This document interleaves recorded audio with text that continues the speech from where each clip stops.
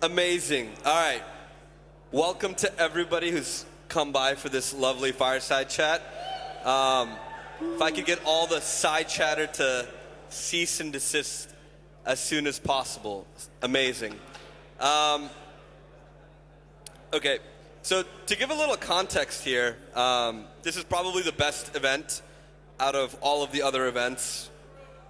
Slightly biased, but you know, in all seriousness, I want to introduce three of the best kind of builders that I know directly in Zon, Zaheer, and Stan, and I'll let you guys do a quick intro on yourselves.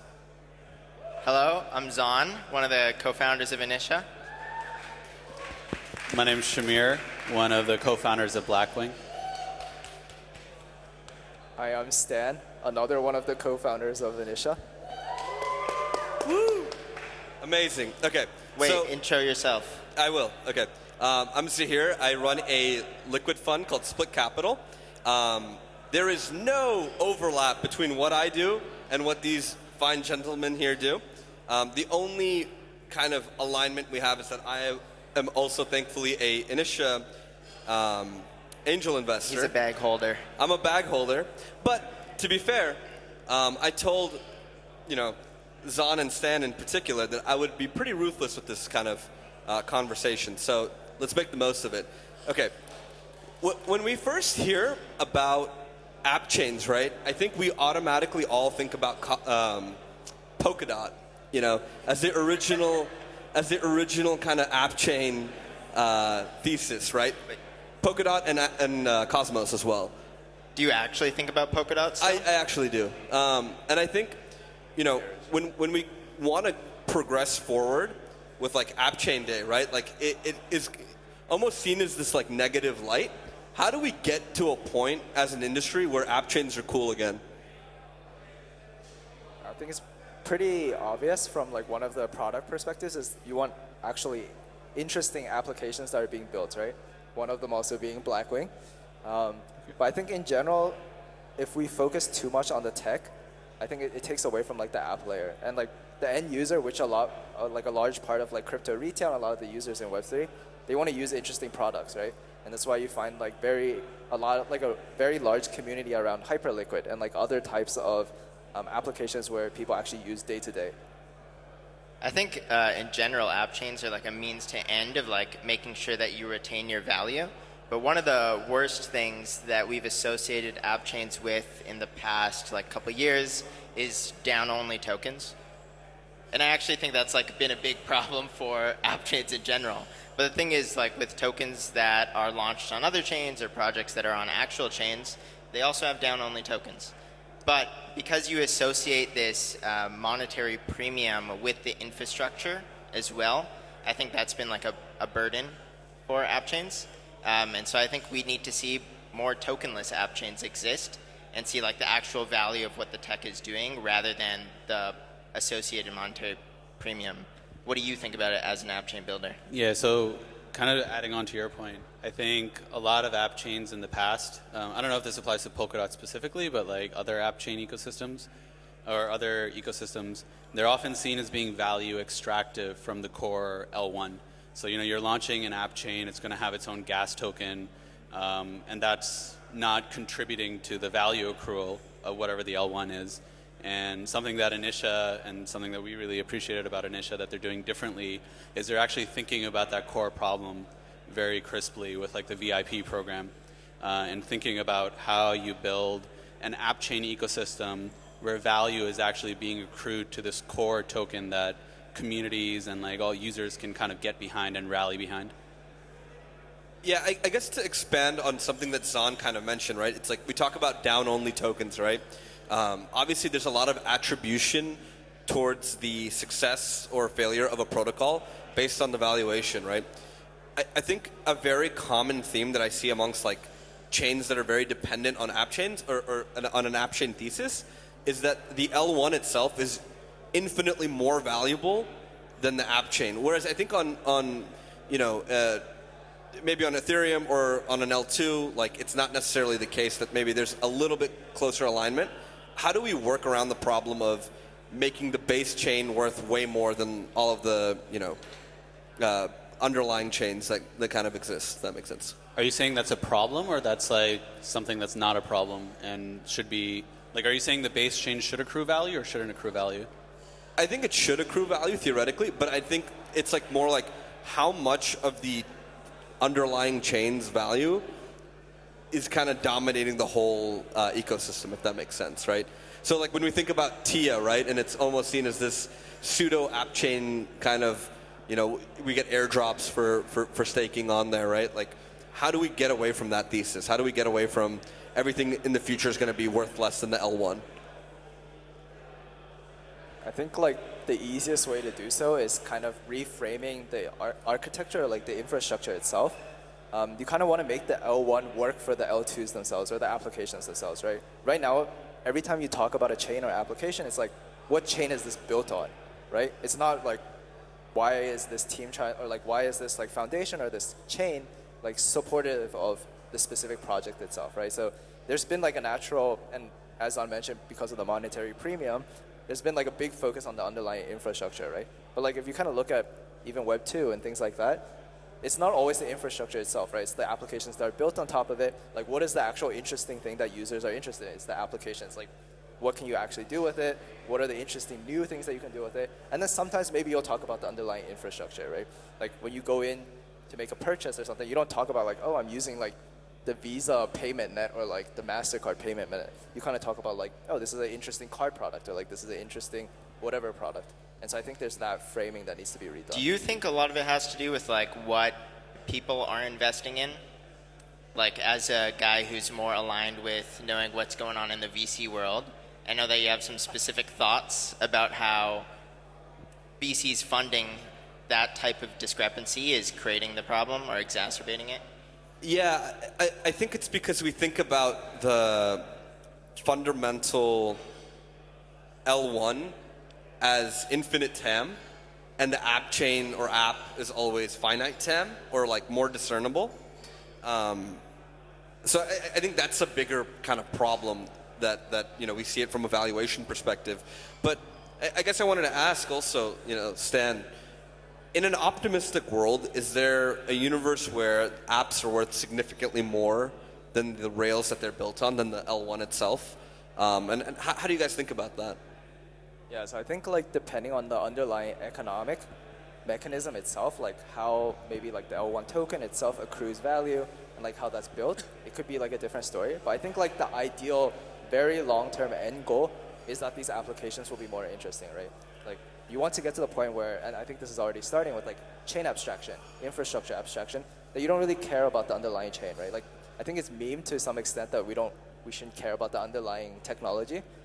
But like in reality right now, people choose the chain that they build on for the community or for like the price action or for whatever reason, right? But as like this gets more and more abstracted, as there's like more reasons to actually not care about the underlying chain, I think this thesis will slowly start to disappear, where the monetary premium for the L1 is always higher than the applications. But I think obviously that's like not a thing that can be changed in like a day. Yeah, even as an app chain builder, I actually think it's an interesting discussion to have about whether or not value should accrue to the base layer or if it should accrue to like the protocols themselves, because the base layer being like an important factor in what applications, how applications are used or how users decide which applications are used is actually something that's very unique to crypto. And you could argue whether or not that's a good thing or a bad thing. But to continue on the point of like how app chains can actually accrue value, I think you somewhat have frameworks that already exist for this today.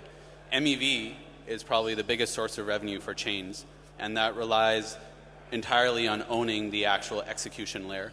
And an app chain is going to own the execution layer of stuff that's happening. And we know that L2s are somewhat parasitic to EVM as an L1 because those L2s are basically capturing the MEV. So it's not hard to see how like, okay, you have like this base layer, but then you have these app chains that are actually, driving most of the user volume and user activity, and they can basically capture more or extract more of the value from that user activity. The apps should eventually have more value accrual than the underlying layer 1, unless the underlying layer 1 has thought about this and made their own scheme to ensure they have value accrual. And that's kind of what Initia does with Initia VIP is like, right now, because there is this premium to the L1, we're using it in the most efficient way possible by giving layer 2s as much additional help to attract users, to keep users around, etc. But in the future, this is like also self-preserving, right? Where if that thesis does play out, where the apps should be more valuable, we have also cleverly integrated the Initia token and the underlying layer 1 across all of the layer 2s that exist there as well. So I think other layer 1 ecosystems that do the same thing that haven't thought about that clearly will slowly grind to zero, and I have a similar belief with like DA, that DA would slowly grind to zero. Sorry, Nick White, if you're in the audience. I think it's also very interesting or like kind of paradoxical that people say that L2s are parasitic to the L1, right? Because it's more like the L2, if it's an app chain, is the one that's like kind of donating value to the L1. Or the L2 application is donating value to the L1 itself, right? Like what in any like normal, typical framing, like the application that brings in the most amount of users, the most amount of activity, they should be able to fully capture all that value, right? And to say that like some of these I actually don't think that's happening directly right now with at least EVM. Exactly. But the one argument I will buy is that it's happening from like almost like this like religious point of view, where like EVM is the religion, and then you have these L2s which are basically like branches of like Christianity almost, and all of them are like contributing value from that like, you know, cult-like perspective. But I think still directly the L1 itself is missing out on direct MEV like value capture, but then obviously they don't have like a VIP like system to help facilitate that. Yeah, no, I definitely agree. And I think there is an argument to be made that like the L1 should accrue value in some sense because it does provide like security through like the validator set, etc.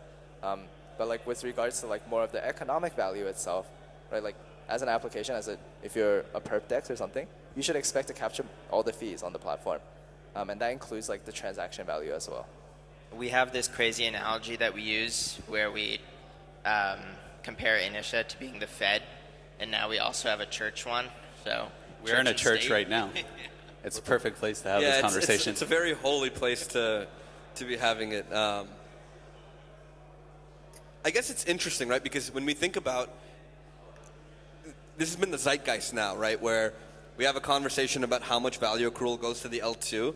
Like Base is a very good example of this, right? Where Base is basically cannibalizing all of EVM. And then, you know, as a result of this, you don't really get that same kind of monetary premium or revenue generation on Ether going forward. And to your point, Stan, like Base should get all of the value, right? If it's the one that's generating a lot of value, why is it kind of being outsourced to everything else? So I can see this perspective too, but then it kind of gets to the point where, okay, then what is the value accrual mechanism for the base layer itself, right? And you know, we talk a lot about Initia VIP. Can you guys give me the best, like, you know, ELI 5 on VIP? Okay, so there is 10% of the Initia token supply, roughly. 10%? Asterisk. No 5-year-old knows what 10% means, but sure. There's a chunk of the Initia token supply that's allocated to, as essentially rewards to chains on the interwoven stack, based on the amount of init TVL they have and a layer 1 gauge vote. These rewards get distributed to the layer 2s. The layer 2s create their own basically points system to decide how these rewards are distributed. And then to unlock these rewards as an end user, you essentially have to keep your engagement up with the application and the point system. Use Blackwing, get Initia rewards. Keep That's using not ELI 5. keep using Keep Blackwing. using Blackwing. But then how do you generate value for init itself? Well, I think it's pretty simple in the sense that like we're in the business of like providing cheap block space, right? So like typical things like gas fees, burning gas fees, etc., don't really mean too much. I don't think they actually mean too much for most chains itself, right? In terms of like pure value accrual at this moment. What we kind of want to do is actually increase the number of use cases for the underlying token. And in our system, we have like an L1 and a hybrid layer of L2s. And so you expect different types of applications like Blackwing to build on top of these L2s themselves, right? And so we want to encourage teams like Blackwing, Shamir from Blackwing, to actually find use cases for like the init, the underlying L1. And you might think like, okay, why don't we just tell Shamir like, hey, use init here for X, Y, Z, right? But I don't think we don't think it's like the best way to do so. We think Shamir, like as the product owner for Blackwing itself, knows like the niches of the project itself, knows like where Initia may be used and like might find specific value. And so we kind of let these L2s decide their KPIs, find ways, and actually encourage them to integrate like the L1 asset itself. Yeah, as a really simple example, like we can choose to denominate all assets that are listed on Blackwing in USDC, but perhaps because Initia has VIP set up and having more init on the Blackwing chain is actually beneficial for Blackwing and its users, we might decide to list assets denominated in init. So now these users are actually have a use case for the Initia token because they can actually go and use it to trade other tokens. And then that just like boosts utility for the L1 and then also benefits users because of the VIP rewards. If you look at some of the comparisons right now, you basically have two multi-chain worlds. One is Cosmos and one is Ethereum. Cosmos has the Atom token as like it's supposed to be the hub, right? But firstly, there's like no routing done through Atom. There's no liquidity like built on Atom itself because it didn't have smart contracts until like a couple of months ago. And then no one has any reason to ever care about the token because there's no financial reason to do so. But if you look at Ethereum, and I'm not exactly sure why it happened this way, but every single layer 2 on Ethereum uses ETH for gas. It is the largest asset on every DEX on every layer 2. It is the largest asset on every lending market. And so we ideally want to push people towards using and creating use cases for the Initia token so we don't become like Atom. So you said something along the lines of,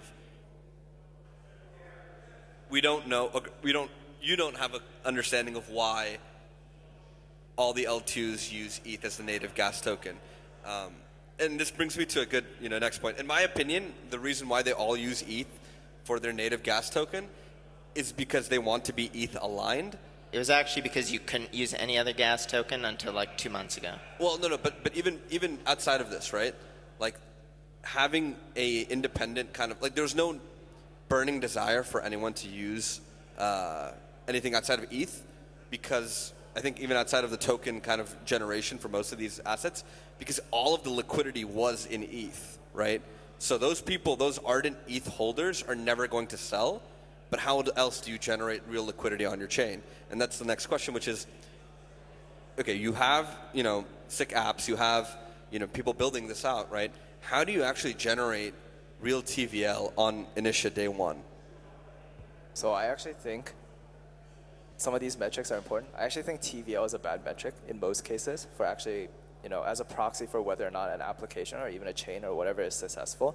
I think lending market, even for things like lending market where it's the easiest to attribute TVL to, it's not that important, right? Because you're actually more interested in the utilization, right? And this utilization will follow the TVL. So if utilization is like 95%, you would expect more people to start depositing and that will increase TVL. But it's more of like a confounding factor, TVL, rather than like, utilization or whatever. So I think it's really up to the chains themselves to kind of decide what is the North Star when they're defining the KPI that they're interested in. And that's why we kind of like built Initia VIP itself, right? Like we don't expect TVL to be one metric that fits all these different types of applications. There's also a system called enshrined liquidity on Initia whereby we stake init X LP tokens directly with our validators for security, but also to bootstrap a big pool of liquidity. So things like init USDC, init ETH, init Initia, those types of assets will just have like a large liquidity hub on the layer 1 that is very accessible for every layer 2, but also acts as a router between every one of these layer 2s. And so by nature, that will bring in some liquidity. And I guess to your point, Stan, right, you mentioned that maybe not having TVL as the baseline KPI is a very interesting way to think about how to kind of grow the chain overall, right? But then how do you think about it from a utilization perspective? Is it more beneficial for Initia to have like a ton of users that have like $5 each, or is it better to have more concentrated liquidity, right? I'm sure it's much more Appchain focused, right? Like maybe, a DEX might want more users, less concentration. A money market might want more concentration. How do you think about this? Yeah, I think it's a little bit nuanced. Obviously, you want high value users on your chain as well. You don't want everybody trading like 1 cent worth of like assets. But like given like the same amount of liquidity in some sense, something that's interesting that you want to actually look at, especially in a multi-chain world, is like the number of cross-chain interactions, right? Like how frequently does one user who started, let's say on Blackwing, utilize a different application that's built on a different Initia? And how likely are they to actually, move assets between these two chains, as well as like simultaneously use these assets themselves?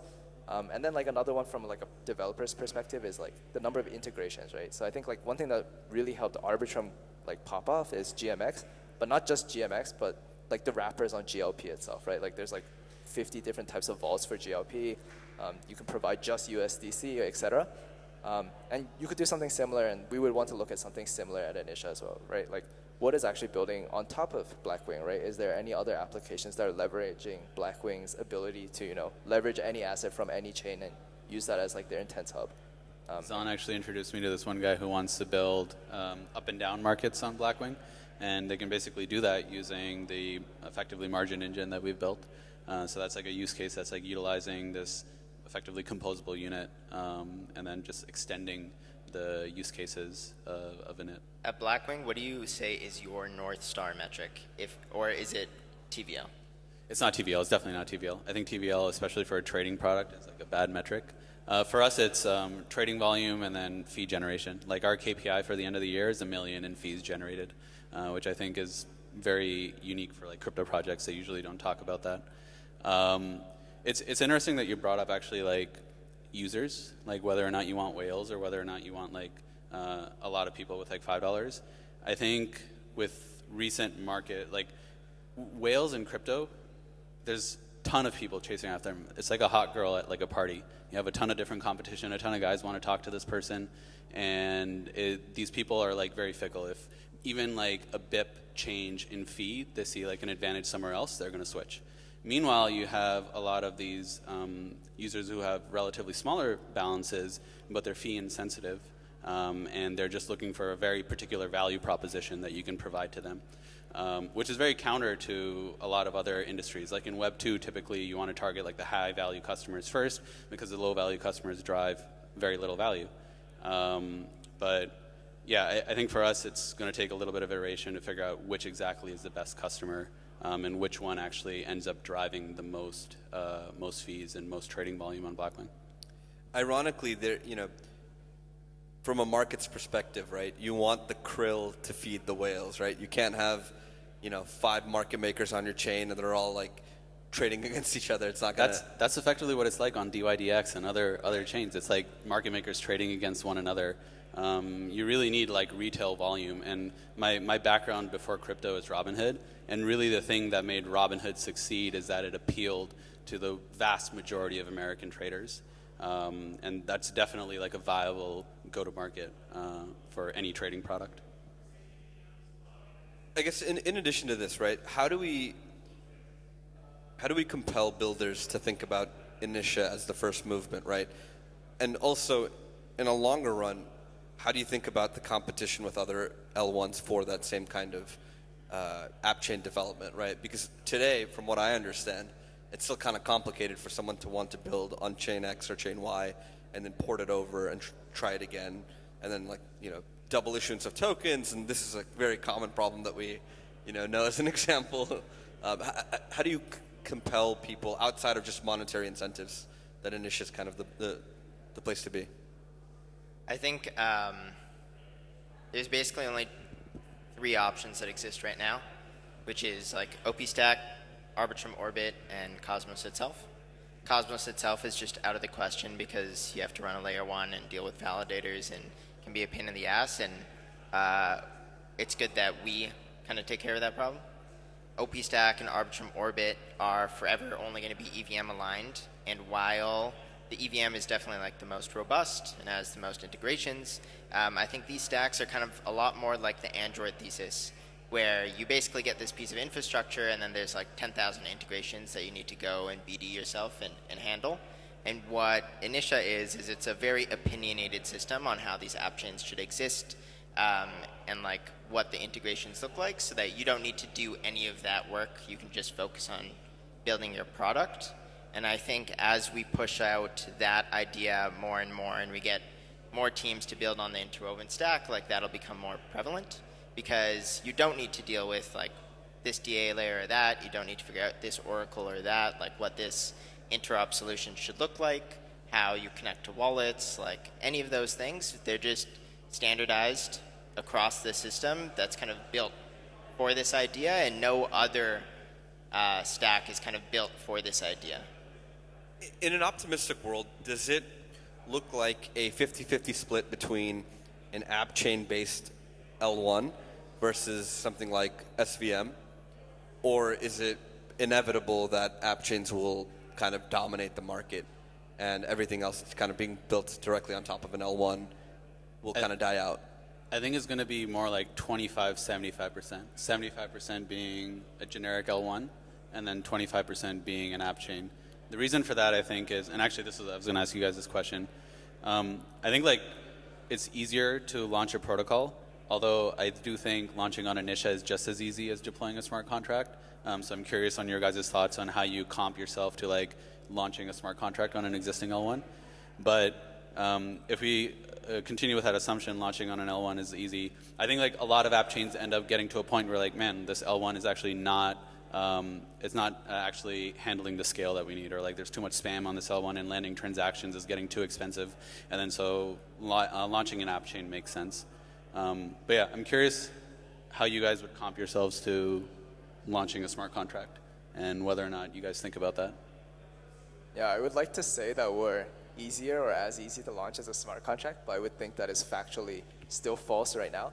I think it's just like, one, it's not as like well developed as like launching a typical EVM smart contract, and then two, there's like a lot of things that we still have to do to make the stack better, right? But I think like the obvious goal is, in some senses, in the future, as like a successful application, you're going to be like, okay, I want to capture all the fees and all like the economic value that I generate. There's two ways to do this. One is through all the smart contracts, I add an additional parameter or some sort of parameter that says like, I'll take a portion of the fees, right?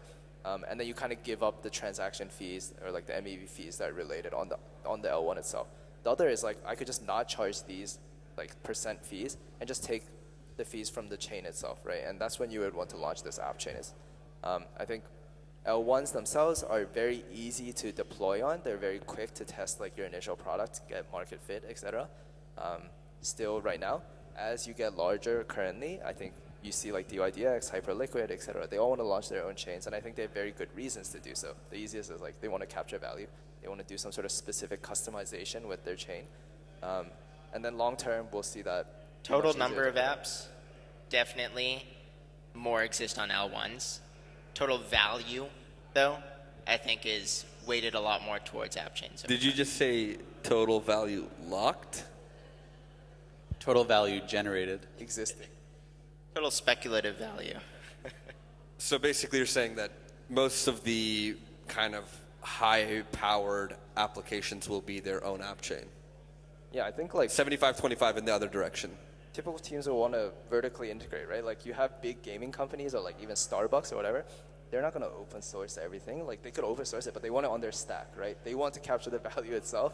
That's why a lot of games don't build on existing chains and they want to build their own chain, for example. I'm bullish that if there's more visibility around how the economics of app chains work, and if developers realize how easy it is to launch an app chain on a platform like Initia, that more and more people will make the decision to launch their app chain, whether or not their scaling needs actually need it. Hyperliquid is basically the number one kind of, proof that app chains basically hyperprint, and that was not intentional, but they just make infinite money, right? And you can own everything, and you can run an AWS server. But at least to me that is the most vindicating part. But I want to leave on one last question. Basically, what does a successful case in a quantitative manner? What does the successful case for Initia and Blackwing look like? Like, what is the target that people should kind of have in mind that they can look back in a year and say, Zon and Stan and Shamir were right about what they said, or they were horribly wrong, and never have them back on stage, and me by extension because I backed you guys, but and Andy by extension too because yeah. I think the ideal scenario in my mind is Blackwing effectively becoming a vortex for all consumer crypto activity. Basically, people enter Blackwing because they want to trade a token, and then they see all these other cool applications on Initia, like Savisha, I think it's called, right? And they're like, oh man, like I really want to go try that. And then they just like IBC over into it, and they're using it immediately without having to wait like hours for their bridging transaction to go through. That to me is the ideal solution, is like people entering and then expanding and going into these What's really cool the quantitative applications. metric there? 1 million by the end of the year, and then 100 million beyond in fees generated. Quantitatively for Initia, probably within the next year, is more app chains than the OP stack. Do you know the count right now? I don't. For what it's Andy? worth. Andy? There you go. It's pretty easy. I think there's can more than get that. 10, but okay. On the OP stack. And would you want to have a kind of, like, we could have, Monad, and I'm an investor there too, so it's fine. But Monad has kind of like 60 applications within their universe, right? Like, whether or not 60 are valuable is a very different ballgame, right? So, last question. Would you guys find it more valuable to have a handful of really high-powered apps on Initia, or a lot of them that are basically? Yeah, maybe my metric was really bad because Yes, it really was. It was, unfortunately. yeah, it was. But I don't know how to quantitatively. Maybe Stanford has a better quantitative number. But my belief has always been that a handful of very strong applications far exceeds having a lot of projects. And just like looking at the launches of a lot of L1s over the past 2 years, like the ones that focused on quantity over quality, quickly went to zero because there's nothing great to do there. And I think focusing on like 2, 3, 4 really good projects is all you need. To change user behavior, you need like at least minimum a 10x improvement in whatever the existing project does, because user behavior is sticky. So if you launch an app, a chain ecosystem with literally the exact same stuff as another chain ecosystem, it's not enough to get a lot of users to switch. You're only going to get these farmers that are coming to farm the incentives, and then they're going to leave. You really need unique stuff on your chain that is actually providing a different experience and like quality products to get actual legitimate users. Blackwing's one of them. Stan, do you have a quantitative view? I think like it's a little bit difficult to define like a specific quantitative number. I think like copying out of the question, but I think the goal is in some sense, and kind of speaks to Zon's point. We're doing Q4 planning on Thursday. Yes. So yeah. This is just investor relations. This is like the quarterly call from your investor, figuring out what you guys are building, not like the audiences are. I'm kidding. We don't take investor calls. So yeah, but I think like the goal is when you kind of look at like I want to use a specific product, you kind of are like, oh, like let me look through all the products on Initia itself, right? And so like the core stuff should obviously exist on Initia, like lending, trading, etc. As Shamir kind of mentioned, we want products that are a little bit distinctive from the existing, like very ordinary, bland, like trading dexes or whatever. Number of users that cross-pollinate between app chains is probably a very good metric to look at. And also a good proxy, even though I don't think it is the best, is like dollars funded into app chains on the interwoven stack. Probably a solid proxy. And this is a good thing to think about too, right? I guess within the org, it's like quantitative metrics that probably matter over Good to time. have goals. Correct. And on that amazing quote from Zon, thank you everyone for listening in, and I hope you guys gleaned something from the Initia team and from the Blackwing team. Look here for my selfie, please.